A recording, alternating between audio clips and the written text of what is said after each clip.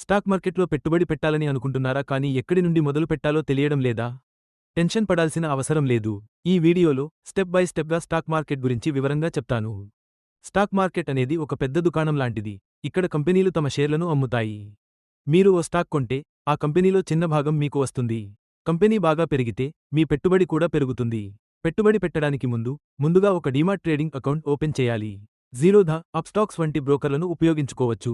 Stocks, ఈటీఎఫ్ఎస్ మరియు mutual funds గురించి తెలుసుకుని చిన్న మొత్తంతో ప్రారంభించండి.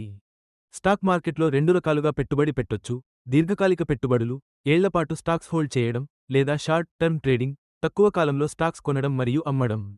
కొత్తవారికి long term investing best option. మొదట్లో తక్కువ మొత్తంతో స్టార్ట్ చేయండి. మంచి కంపెనీల్లో పెట్టుబడి పెట్టండి. మీ ఎమోషన్స్ను కంట్రోల్ చేయండి. స్టాక్ మార్కెట్ అనేది పేషెంట్గా ఉండాల్సిన ఆట. ఒక్కరోజులో లాభాలు రావు. ఇప్పుడు మీరు పెట్టుబడి పెట్టడానికి రెడీ. ఈ వీడియో మీకు ఉపయోగపడిందా? అయితే లైక్ చేయండి మరియు ఇన్వెస్ట్ విత్ దర్శన్ ఛానెల్ను సబ్స్క్రైబ్ చేయండి మరిన్ని ఫైనాన్స్ టిప్స్ కోసం.